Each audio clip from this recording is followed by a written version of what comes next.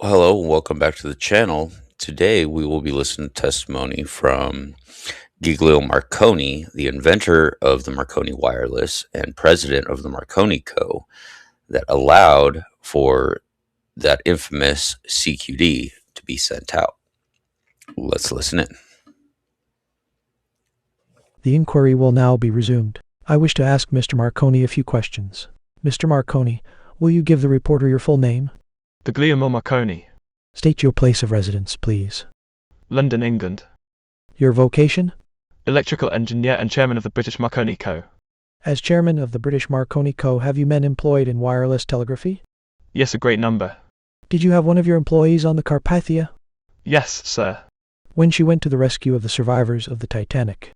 Yes, sir. What was his name? I believe it is Kotam. I only met this man last night. I do not know how his name is spelled exactly. Kotam, I think. He is here. In the establishment of the wireless service on boats of that character, is it done under the direction of your company? Yes, sir. Is the operator responsible to your company? He is responsible in so far as the commercial work goes as to accounting for messages and the general conduction of a commercial telegraphic service. From whom does he receive instructions as to his hours of labor and his general work in that capacity aboard ship? From the captain, according to the exigencies of the service. Have you any specific instructions that he is called upon to observe in the performance of his duty? Yes, there are numerous instructions which are general rules and regulations for expediting the traffic and for preventing interference with other ships. Can you state briefly what those instructions are? They are, in the main, the same rules and regulations as are enacted by the International Convention on Wireless Telegraphy, Known as the Berlin Treaty? known as the Berlin Treaty, to which Great Britain is a party. The United States is not yet a party. It is not yet effectively a party, I understand. The regulations of the International Convention are the basis of your regulations and instructions to your men. Yes, absolutely.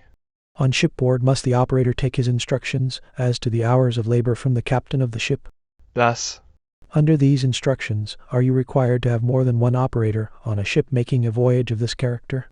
no, it depends. If the ship is a large one, usually 2 operators are supplied. Do you mean the supplying of 2 operators depends upon the size of the ship or upon the character of the apparatus? I mean, if it is a large ship like the Titanic, the Olympic, the Mauretania, or the Lusitania, they always carry 2 operators, but the smaller ships of the class or size of the Carpathia carry 1. When you refer to large or small ships, do you refer to the matter of tonnage or to the matter of passenger room?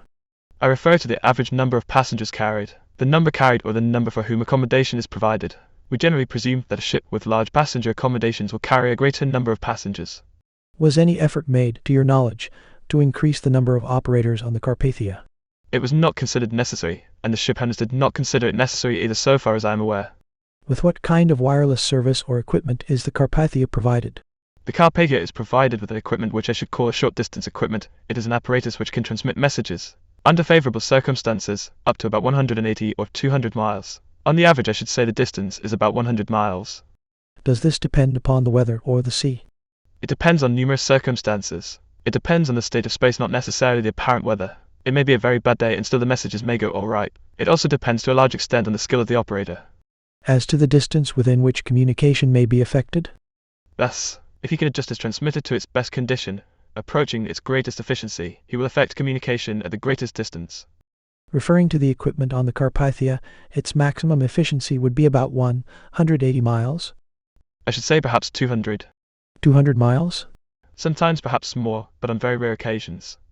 Do you know about the equipment of the Titanic? Thus, Was the Titanic equipped by your company? the Titanic was equipped by my company. I wish you would describe the wireless equipment of the Titanic, stating the character of the apparatus and how modern and powerful it was. The wireless equipment on the Titanic was a fairly powerful set capable, I should say, of communicating 400 or 500 miles during the daytime and much further during the nighttime. How much further at night time? Very often 1,000 miles. I should say almost every night 1,000 miles. With accuracy? With accuracy. Would you say that the Titanic was equipped with the latest and best wireless apparatus? Thus, I should say it was the latest apparatus for that purpose. Did the company, of which you are the president, designate the operators for the Titanic? Do you mean did it choose the operators for the Titanic? Yes, or assign them. They assign them generally in consultation with the shipping companies. They consult the shipping companies in regard to them. What is the ordinary pay for a wireless telegrapher? In England, on British ships, I think they commence about 30 shillings a week, and they go up to over £2 per week. In addition to that, they get their board and lodging. I'm speaking now subject to some error, because it is some time since I have been directly connected with those matters. I have a managing director who attend the question of salaries. Your statement is correct as far as you have made it? Yes, sir. In America, what is the wage? I'm not aware of the exact wage paid in America. An official of the American company is present, and he would be able to give you an accurate reply. How many operators were on the Titanic? I believe there were 2. Did they both survive, do you know? No, sir. One was drowned, died. He was the chief operator, I'm informed. And the other? And the other was picked up, I believe. He got on a raft, on a collapsible boat, and he was rescued by the Carpathia, having been wounded in his ankles or his legs. At any time during Sunday last, were your offices here in communication with the Titanic? I cannot answer that, but I can produce a person who can. Have you been in communication with the Carpathia since the disaster to the Titanic? I believe so. At least a great number of messages have come through from the Carpathia to my knowledge. I sent no message to the Carpathia, nor did I receive any. Did your company? My company has. Your company has received no messages? Yes, my company, I believe, has. It has both sent and received messages? I believe so. I have no personal knowledge, but I think they have. Would you say from what you know about the receipt of messages sent from and to the ship that the wireless was working fairly well? I believe it was working fairly well. You believe it was in good order? In good order, yes. Where is the operator of the Titanic who survived? The operator of the Titanic is on another Quinard boat, I believe, at the dock, I think the Saxonia. He has been removed there, but he is unable to walk in consequence of the injury to his ankles. He has not been in the hospital? No, I do not think he has. What boat did you say he was on? I think the Saxonia. Do you know why he is on the Saxonia? Because the Carpathia was to have sailed. Today? Today, and of course he did not belong to the Carpathia. He was just on board. When does the Saxonia sail? I do not know. It is not the intention of this operator to return to England immediately, is it? No, I do not think it is, and it is not my intention either, that he should leave. Have you any authority over him? I have the authority that the president of a company has over one of the employees. May I request you to have him remain and present himself to the committee as soon as agreeable? Yes, sir, I shall be very glad to instruct him to that effect. Where is the operator of the Carpathia? The operator of the Carpathia was instructed to be here at 3 o'clock. Is he here? I did not see him. We might have him called. Kotam is his name. He is not here. He went on board ship to take his clothes off. And will be back here? He should be back here now. I wish you would also ask him to remain. Yes, sir. Mr. Chairman, if you would allow me, I wish to say that the operator of the Carpathia, as well as the assistant operator of the Titanic, have been detained at the instruction of the officers of the company for the purpose of being at the service of this committee. I understand that, Governor. They will be detained as long as is necessary for this committee to hear them. With reference to the one from the Titanic, I doubt very much whether he can be removed from his present quarters without great inconvenience. I understand, Governor, from the officers that is their disposition, but this being the president of the Marconi Co., I thought I would like to get into the record his affirmative promise that should be done. Perhaps I should make one explanation. When I say I am the president of the Marconi Co., these operators are really in the employ of a subsidiary company of what we call the Marconi Co., but this company is controlled by the company of which I am the chairman. But it is sufficient to say that you feel that you have influence enough to carry out the wishes of the committee? Yes, sir. I want to know if you can tell me from your own knowledge whether there was any general interference from the time this collision occurred at sea on the part of experimental or rival service to the detriment of this service. I should say, if you will allow me, that I have only seen these operators for a few minutes, and not having been there, I cannot give a very definite answer to that question. They, no doubt, will be able to reply to it fully, but in so far as my impression goes, it is that near New York there was some slight interference. But at a distance from New York, when the Carpathia was communicating with stations in Long Island and in Nova Scotia, there was practically no interference. Can you tell me how wide an area was communicated with from the Carpathia, generally speaking, considering, for instance, a wireless of the character you described? Thus, and put them in communication with your office here. In the course of that message, how far from its original point of destination would a message of that kind extend? Of course, the message, I should say, does not come direct to our office. Well, to your... It is taken on a coast station. To your coast station, then. Then it is sent on by wire to the office. When I referred to your office, I meant coast station. The wireless message, or the waves of ships equipped in the way that the Carpathia is equipped, would affect a space which is contained in a circle of the diameter of 300 or 400 miles. The radius of the station being 200 miles, it will affect a space of 200 miles all around. I'm now talking about the maximum range. Then interference would be quite possible. Interference would be quite possible, assuming that interference stations or parties were using the same wavelength as the Carpathia. Fortunately, they use different wavelengths and you cannot interfere while using different wavelengths. What wavelength would be required on such a communication as the Carpathia first made to your shore stations? I should say they were using a 600-meter wave, which is one of the international convention waves. I have not the information in regard to that, but I assume it. Is that the minimum of the international convention? No, it is the longest. I mean the maximum. Yes, sir, the maximum. The shortest is 300. And the minimum is 300? Thus, This was the maximum wavelength that, prescribed by the international convention. yes, sir. Would the instrument of the Carpathia have been able to send a greater wavelength than 600?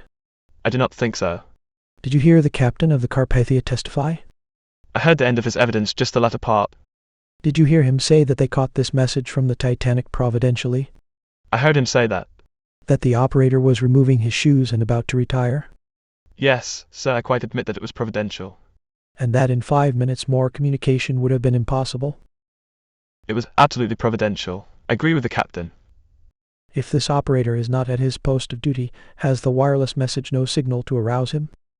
Not the way it is installed on most boats. Did it have on this boat? It had not, so far as I am aware. Did it have it on the Titanic? I do not think so. So that it is absolutely necessary that the operator should be at his post all the time in order to facilitate or give effect to communications from ships or coast stations. Yes, sir, ships in distress, I should say.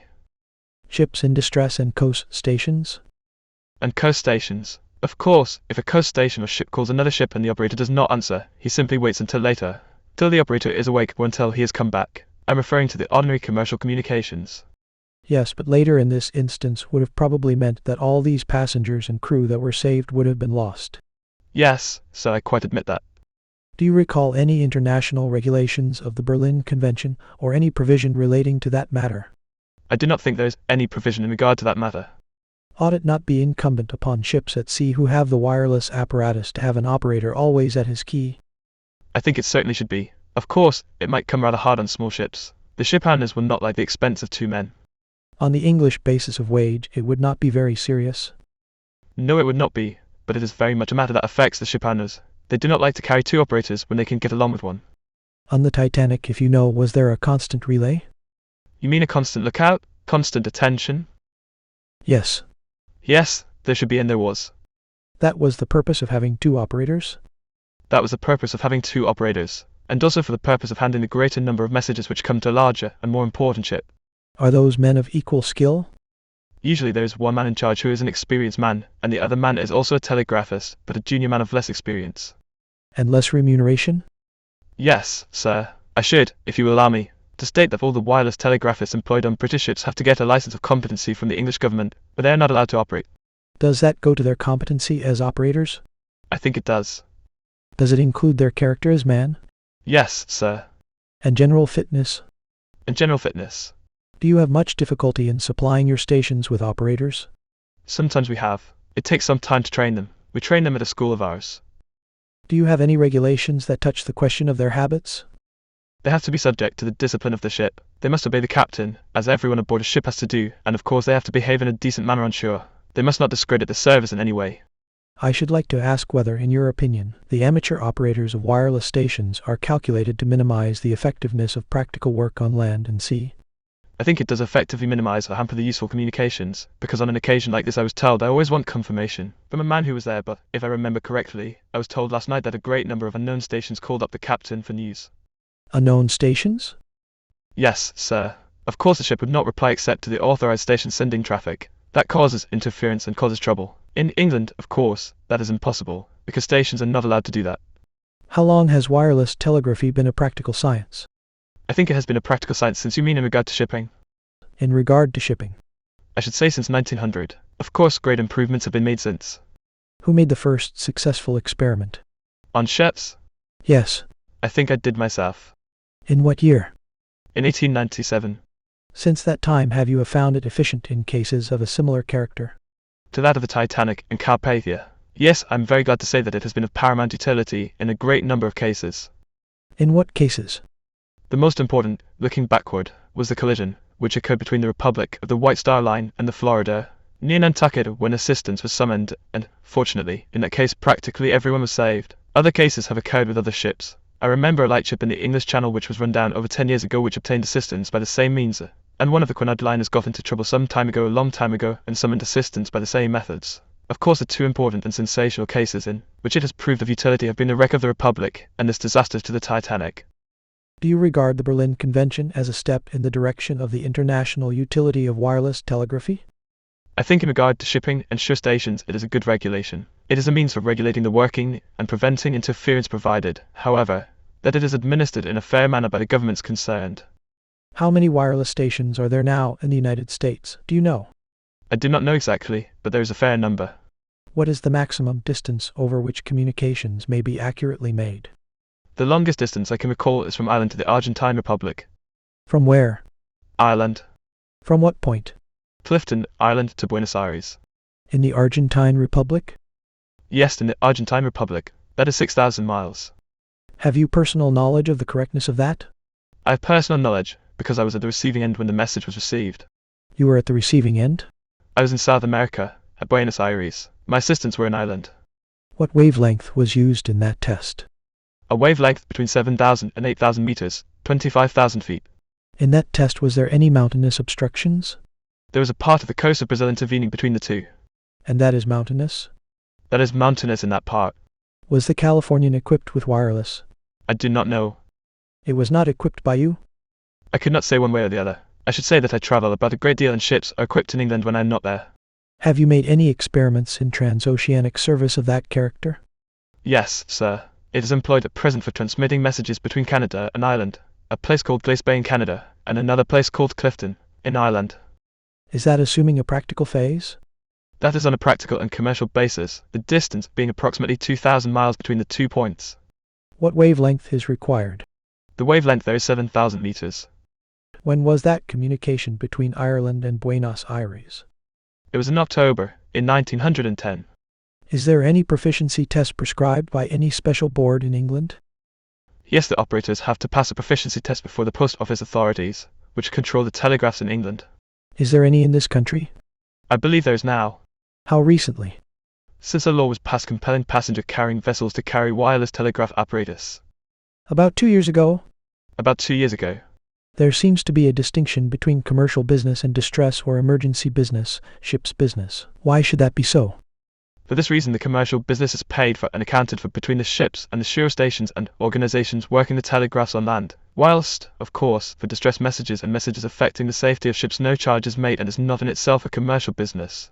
The Berlin Convention, however, rather exalts the emergency phase of wireless telegraphy, giving to distress calls the precedence over all other calls, does it not? Yes, sir, it has copied us in that because that was one of our provisions before there was any Berlin Convention. It even takes precedence of government business, does it not? Even of government business, yes. Mr. Marconi, were any orders given by the Marconi Code to the operators or the operator on the Carpathia, with reference to the receipt and answer of messages? None whatever. Do you know anything about the effort of the President of the United States to communicate with the Carpathia? Except what I have read in the newspapers. But so far as you know, there was no disposition to censorize or control the operator of the Carpathia. There was none whatever, and further, I was very much surprised at the things that were stated in the press, that a reply had been refused or had not been transmitted. Do you know whether there was a reply refused?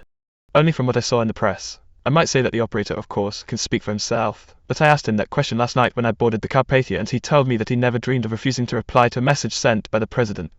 I think that is all. We are very much obliged to you. Well, I hope you enjoyed that as much as I did.